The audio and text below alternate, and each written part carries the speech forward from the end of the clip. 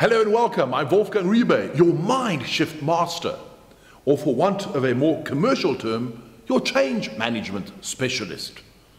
Now when one speaks about being a specialist in change, one of the first questions people ask, especially around companies and corporations, is how do I implement a major change in my organization and successfully so?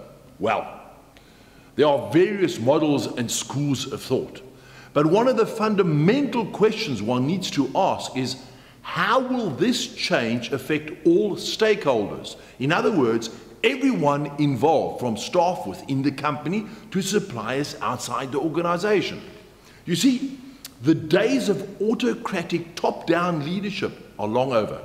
In today's world, especially larger corporations can no longer choose if they want to engage with stakeholders or not. Instead, the only decision needed is when and how to successfully and productively engage with all stakeholders. This is no longer limited to employees, but to all people and groups who can affect or are affected by the achievements of a company's purpose. New laws, consumer protection acts, and the like have given many more people the right and the opportunity to comment and input into the development of decisions that affect them. Now, if a company does not actively search for and engage these people or groups, sooner or later, they may demand to be consulted.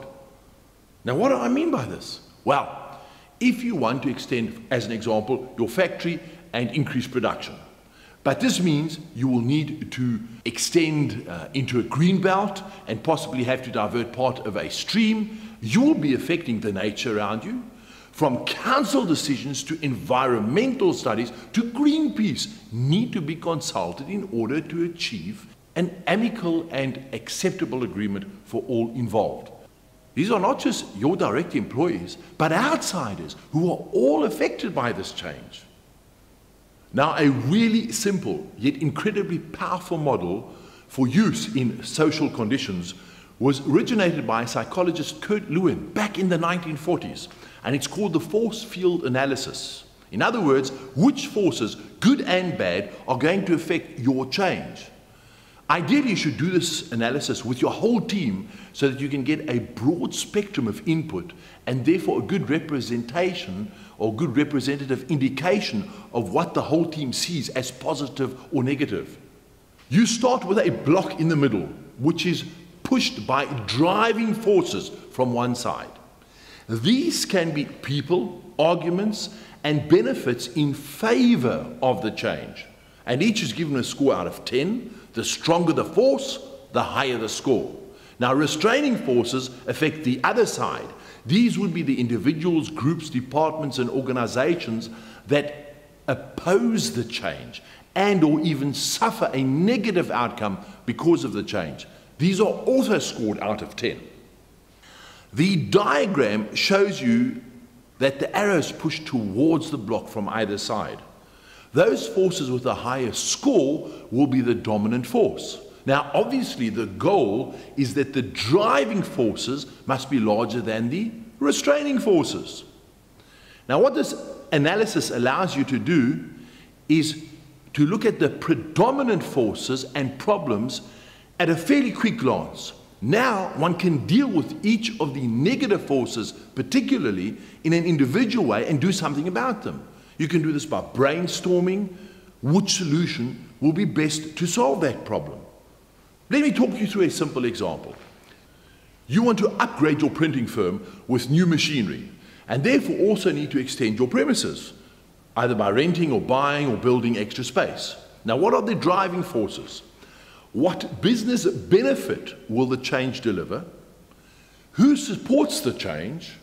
Who's against it? Why? And how easy would it be to make the change? Do you have enough time and resources to make it work? What costs are involved? What other business processes will be affected by this change? What are the risks? You see, those are all the questions. Now, the driving forces would be, in this instance, customer base is growing. They want a bigger range of products. They want faster turnaround times. They need more things printed, so you need to increase your output. Your machines are old, they cannot cope. That's another reason for change. Maintenance costs are increasing. There's competition out there, and you've got to look at your long-term revenue. Now, what would be the restraining forces, the negative ones? Well, you need to build or rent extra premises. What about the environmental impact of the higher output? You need to train your staff to run these new machines. Many may be frightened of the change and the new technology. What about conversion costs, old machines to new? There's going to be less overtime for staff. The machines are replacing the staff. Some people could be let go. There are time constraints. You see, now you have to tackle each of these forces separately and brainstorm that force. Each one. Customer base is growing. Do I want the extra work? Do I need it? Where is it growing from? If I want a bigger range of products, exactly what range? One item is no reason to change. If the customer wants faster turnaround times, will there be a demand to justify this cost? If I need to increase output, will there be a demand for this? If the machines are old and cannot cope, what are the maintenance costs versus buying new ones? Is the competition out there that big? Are there more printers buying the same machinery and taking away business? What about my long-term revenue? To sustain the business and offer job security to my staff, I need to increase my offering. Those are all driving factors. On the negative side, do I need to build on or do I need to rent premises? Is the environmental impact going to be good or bad? Do I need to train my staff to run the new machines? How long will this take? What is the cost involved? Are there not easier options? Those that are frightened of new technology, is this because I have an older staff that are set in their ways? Or they're just uninformed? Then I have to retrain them as to the benefits of the change. The conversion costs, what is my return on investment? If there's less overtime, will the staff lose out or will the increased production bring more profit and I can increase their salaries? You see, then I can negate that force. The machines that are being replaced, are they replacing staff? How many staff will be replaced? Are some due for retirement so it won't affect them? If not, what are the alternatives? How long is it going to take me to implement this change? And how long will we be offline and not earning?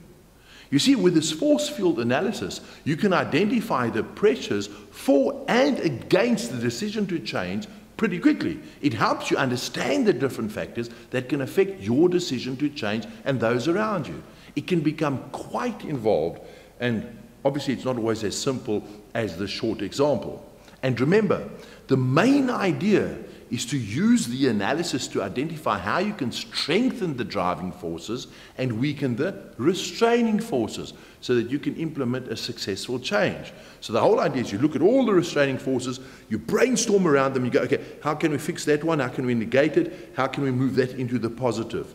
And when you see that you can do all of this and move that all into driving positive forces, then you know you can implement a successful change. If there are too many problems around that, then you have to reanalyze the change process and the things that you want to change and start with a new force field analysis.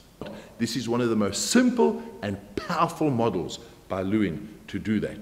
I trust that's been informative for you. Thank you so much for watching, and from me, Wolfgang Riebe, until next time, bye.